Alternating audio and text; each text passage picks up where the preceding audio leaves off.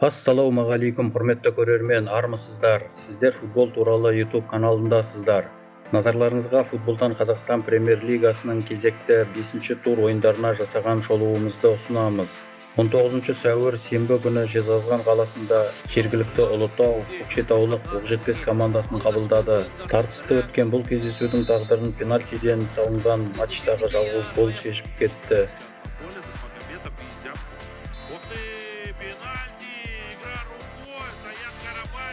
Пенальтиді 43-ші минутта Оқжетпес ойыншысы Дәурен Жұмат сәтті орындады.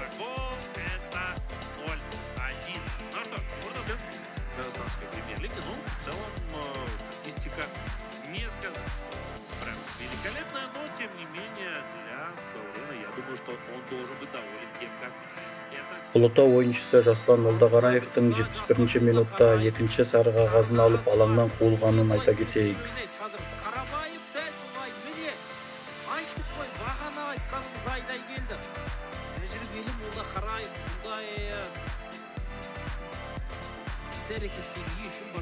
Қорытынды есеп 0-1 көкшетаулық команданың жеңісі. Атырауда жергілікті Атырау командасы Петропавлдық Қызылжарды қабылдады.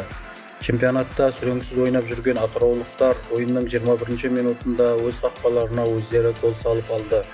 Қателікке бой алғызған Атыраудың бразилиялық легионері Барбоса болды.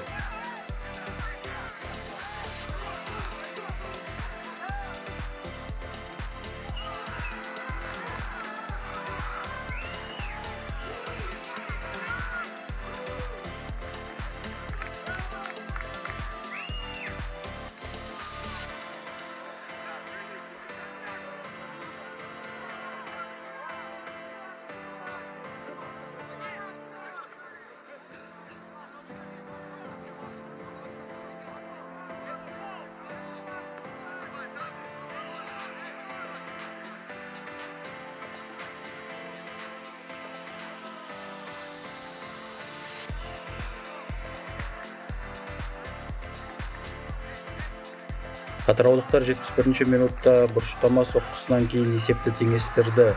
Гол салып көзге түскен қазақстандық футболшы Мирам Сапанов.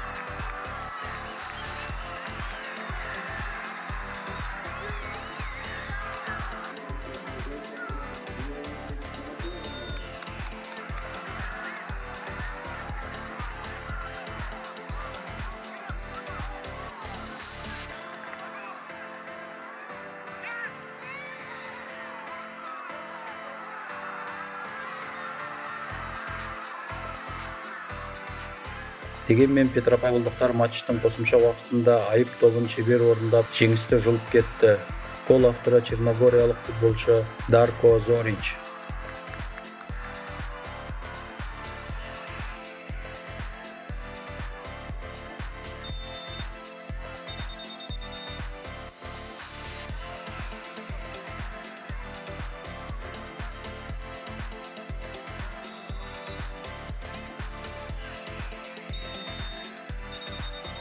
Қорытынды есеп 1-2 Қызылжардың жеңісі.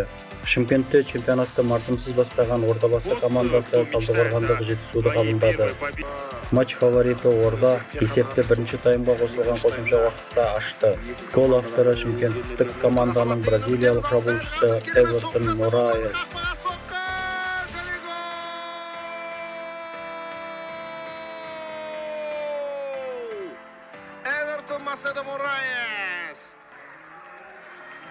Лука Иннадзенің шеберлігін айтап өткен жөн, ал Мораес міне жоқ жерден шыға қалды. Техас фанстың қуанышында шек жоқ. Кавлинов бармағын істеп қалғаны рас. Бұл жерде енді қақпашыны кінәлауға болмайды. Матчта басқа гол салынбады. Қорытынды есеп 1-0 Ордабасының жеңісі. Қостанайдағы Тобыл арена манежінде турдың орталық матчы жергілікті Тобыл мен Ақтөбе командаларының арасындағы кездесу өтті. Тартысты өткен бұл кездесудегі есепті бірінші таймға қосылған қосымша уақытта Тобыл ашты. Асқат Тағыбергеннің басынан кейін гол салып көзге түскен черногориялық футболшы Марко Вукчевич. 46-шы минутта Тобыл командасы есепті ашты. Марко Вукчевич тағы да көрейік қайталау арқылы Асқар Тағдырерген ғаламат пас ары қарай Вукчевичқа тек қана мүлт кетпеу қалған еді. Ыдырыс Умаев үлгермеді. Вукчевичті тоқтатып Бағдат Қайыров позициясын жоғалтып алды.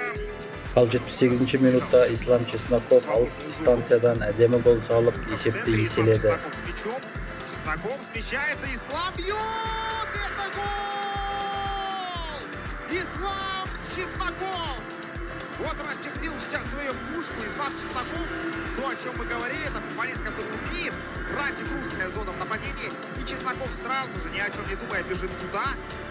Это тоже запутано во все карты с защитником. Там уже дальше Эльми Сауди. Передача на Ислама Чеснокова. Ну а Чесноков, когда ты даешь такому футболисту пробить, сместиться под удобный угол, пробить с левой рабочей ноги, то, конечно, довольно часто можно с таких позиций получить. Қорытынды есеп 2-0 қостанайлық Тобылдың жеңісі. Қызылордада жергілікті Қайсар командасы азулы алматылық Қайратты қабылдады. Бұл ойында салынған гол болмай командалар тең есеппен тарқасты. Түркістан аренада жергілікті Тұран елордалық Астана командасын қабылдады. Матчтағы есепті ойынның 30-ші минутында Астана командасы ашты. Осман Камараның басынан кейін хорват Марин Томасов гол салып көзге түсті.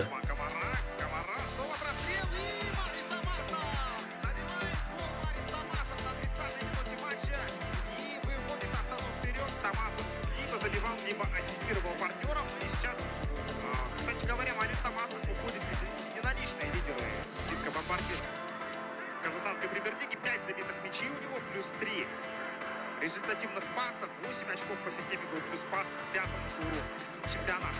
Осман Камара. Дегенмен Тұран берілмеді және олар шабуылдарының нәтижесін 84-ші минутта көрді.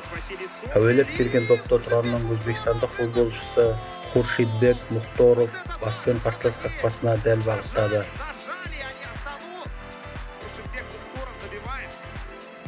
Никто не закрыл, никто не прикрыл Хуршидбека Мухторова. По позиции там против него должен был играть Карло Бартолес, где оказался сегодняшний именинник, вот не совсем понятно. Қорытынды есеп 1-1 командалар ұпай бөлісті. Астана аренада жергілікті жеңіс командасы семейлік Елімайды қабылдады. Тартысты өткен кездесудің тағдыры 90-ші минуттан кейін шешілді. Матчтағы жалғыз голды Елімайдың нигериялық легионері Самуэл Одеойбо 90+1-ші минутта салып кетті.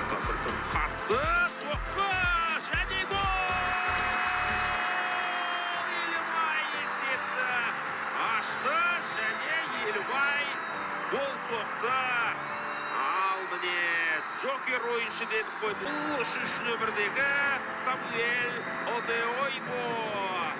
Одеойбо жаттап алыңыздар. Бұл жігітті де қазір Елімай жанкүйерлер әуелете пас.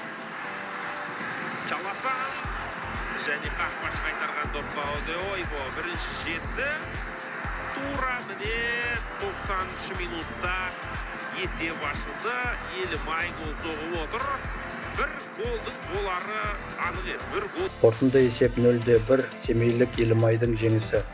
Енді назарларыңызға 5-ші тур ойындарынан кейінгі турнир кестесін ұсынамыз. Турнирлік кестенің басында 14 ұпаймен Алматылық Қайрат командасы келеді. Алматылықтар 16 сәуір күні 16-ші тур ойынын ерте өткізіп, Атырау командасын 4-0 есебімен жеңген болатын. Ал екінші және үшінші орындарда 11 ұпай жинаған Астана мен Тобыл командалары орналасты. Кесте соңында 2 ұпаймен Ұлытау командасы қалып келеді. Сұрмергендер тізімінің басында 5 голмен Астана командасының хорватиялық шабуылшысы Марин Томасов келеді. Осымен футболдан 2025 жылғы Қазақстан чемпионатының 5-ші тур ойындарына жасаған шолуымыз аяқталды. Чемпионаттың келесі 6-ші тур ойындары 26 және 27 сәуір күндеріне жоспарланған. Біздің арнада болғандарыңыз үшін сіздерге көп рахмет. Келесі кездескенше аман сау болыңыздар.